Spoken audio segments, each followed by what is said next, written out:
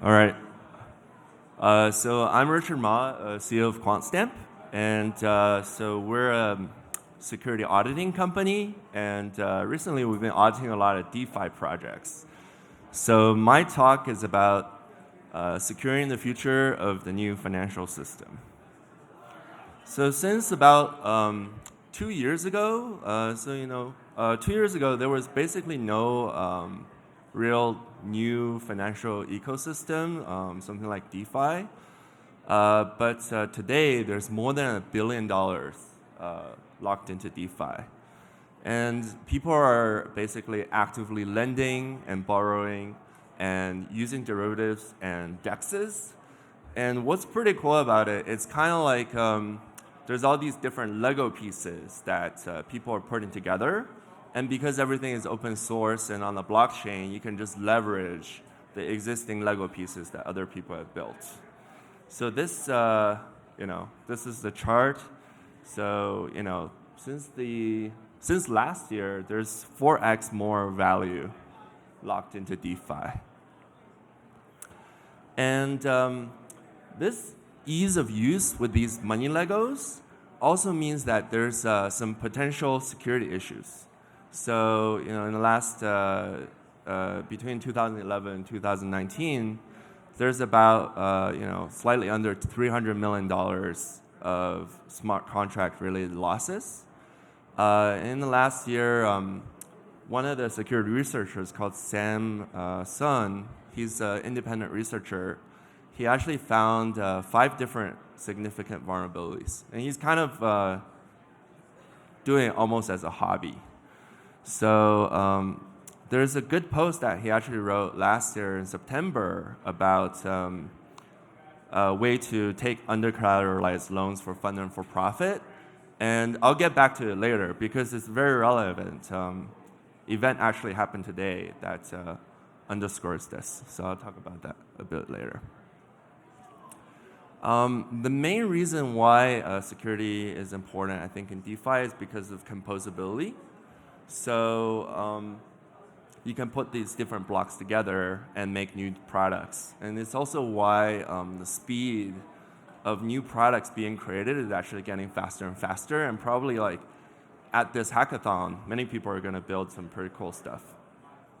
So one project I want to talk about is R-Trees. So R-Trees, it allows you to donate the interest from your idle capital to plant trees. And there's a nonprofit that's doing this. And it's possible because of 2 other protocols. So one is called RDAI, which we help to audit. And what it does is that it separates the principal and the interest from your capital. So it allows you to send the interest to some third party.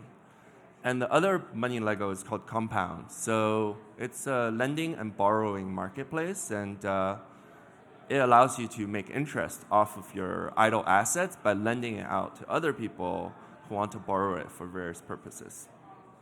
So this, allows this really cool project to exist and hopefully plant more trees. And so the problem is that if there's a vulnerability in one of these applications, the entire stack might suffer because it could affect other applications that are built on top of it. So, if these applications and projects are to become our new monetary system, then the security is going to be really crucial for the money that's managed by these apps. So it's because, on the back end of this, it's all using smart contracts, and it's automating a lot of the overhead from different processes and autonomously running these things. So, in 2017 alone, there's about $250 million that were stolen or frozen. And any anonymous person can exploit a vulnerability. So sometimes you cannot track down the value after it's stolen. And the more value that is sitting in the application, the greater the incentive it is to hack the application. So now I'll talk about the case that happened today.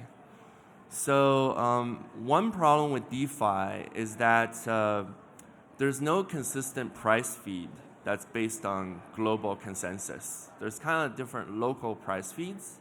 So the prices of individual projects, they can be manipulated. So for example, if you're relying on a price from a decentralized exchange, or maybe several different sources, someone can actually, for example, if they have a lot of funds, or if they take out a loan, they can sell assets on that exchange. For example, like a rarely traded altcoin, or even perhaps a more liquid asset, and temporarily depress the asset price. And if another Lego block uses that price, for example, to give out loans in DAI, or do another transaction, thinking that price is stable, then there could be a temporary arbitrage opportunity. In like traditional financial markets, where I used to be a derivative trader, this is harder because there will be a lot of other arbitrageurs that would try to price out the asset. So for example, if you temporarily try to crash some small coin stock, then some high-frequency trading firms, they would immediately buy it up, and you would actually lose money doing that. But with smart contracts, you can actually link all these transactions together. So if the transaction is basically to sell on decentralized exchange, and then immediately take out a loan on a different product, and perhaps try to lock in the value, that can all be done in a single transaction. So it's very hard for some outside party to prevent this from happening. So this is kind of a fundamental difference with smart contracts. It's this type of atomic price manipulation. So at that moment in time, it's kind of like a rubber band that's been pulled apart. But then, afterwards, the attacker can everything can revert back to normal. So this is still, we're currently also actively looking at it, so I think more details will come out. But it's good that these things are happening on a fairly small scale, because that's how the whole ecosystem is going to mature, and eventually it will be able to handle more and more assets, and potentially be part of the future monetary system. So I think small things like this is good, but it's definitely important to secure each of the Lego blocks, and also for developers to understand that these things are possible. So if you're building a project at a hackathon, I think it's important maybe to try to get prices from different sources, or not to try to rely on multiple decentralized exchanges to get the prices. So this type of development, it does require a change in mindset, because you have like less guarantees than in web development, or if you're building something for like the stock market. And I think that there's definitely a need to adopt like a safety and security workflow, so they can try to mitigate these risks before deploying. Because effectively, in the current market, there's some insurance solutions that are coming out, like Open and Nexus Mutual and others. But the default insurance for a lot of projects is actually to back it up with their balance sheet.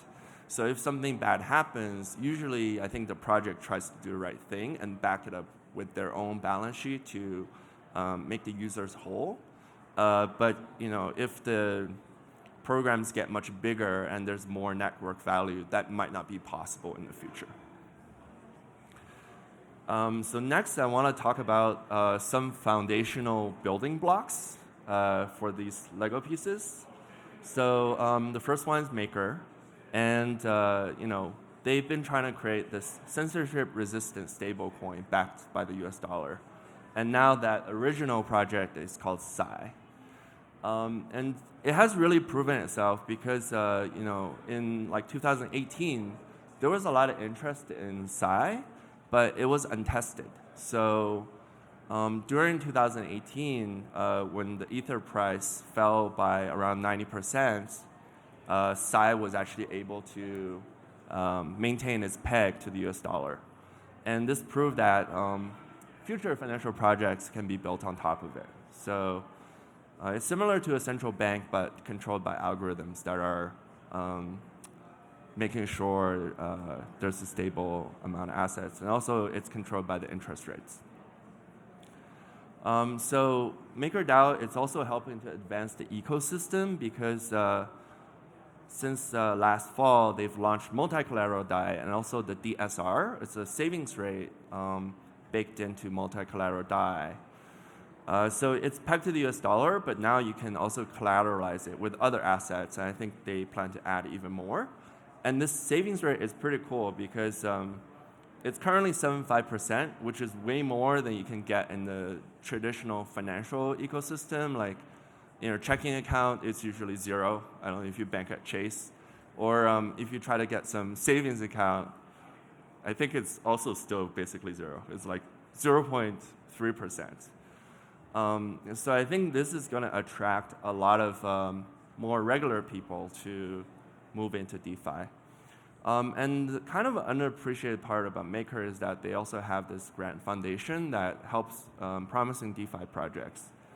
So we've helped 11 different grantees with audits so far, including Pull Together, Sablier, Kava, and many others. And I'm going to talk about some of those.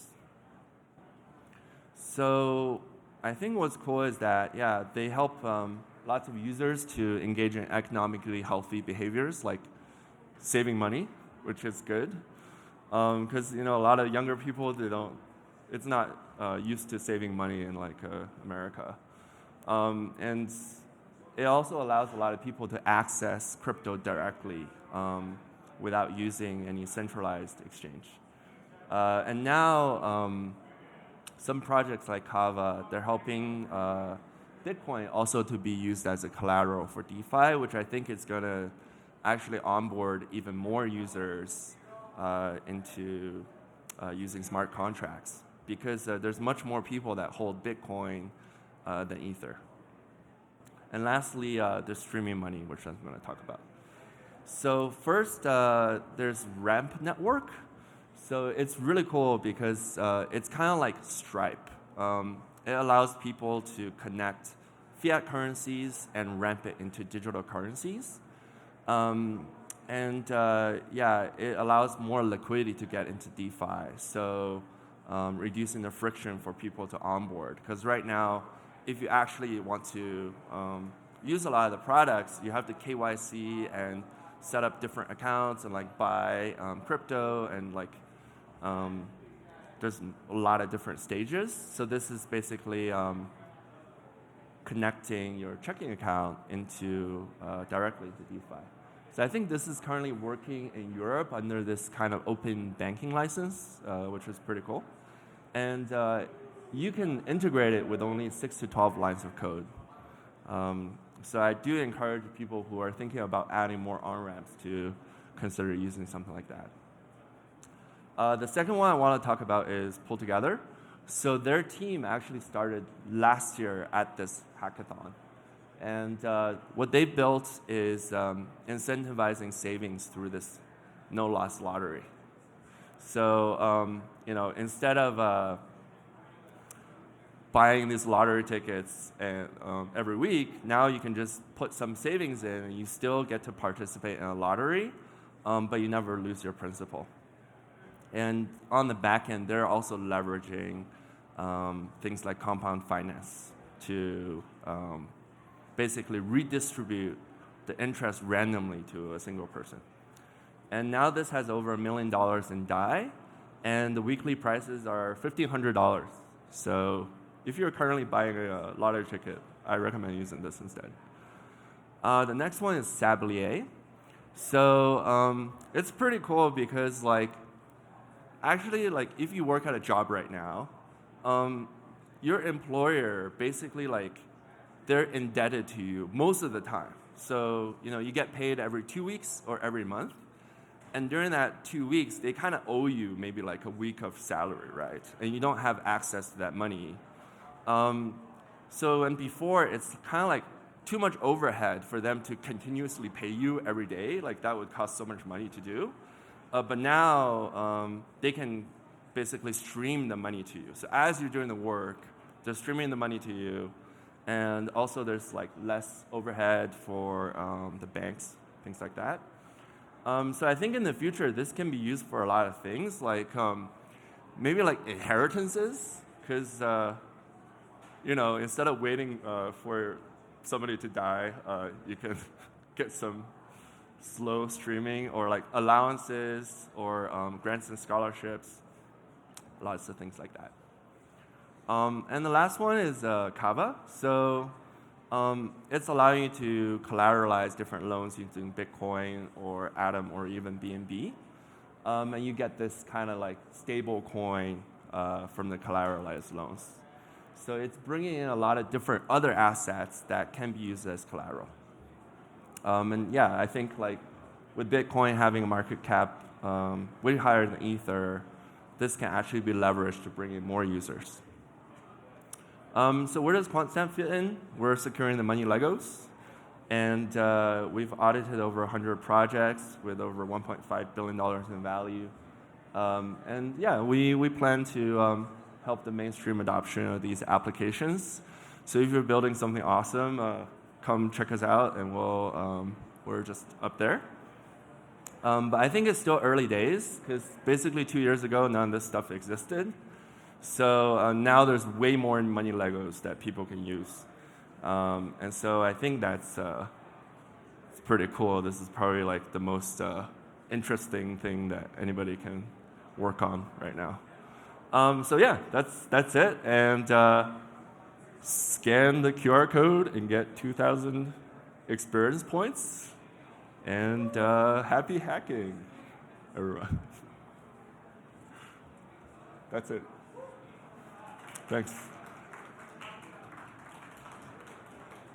Cool. All right. I'm going. Everyone done scanning? No, I see more. More scanning. Okay. Yeah, get those experience points. Okay.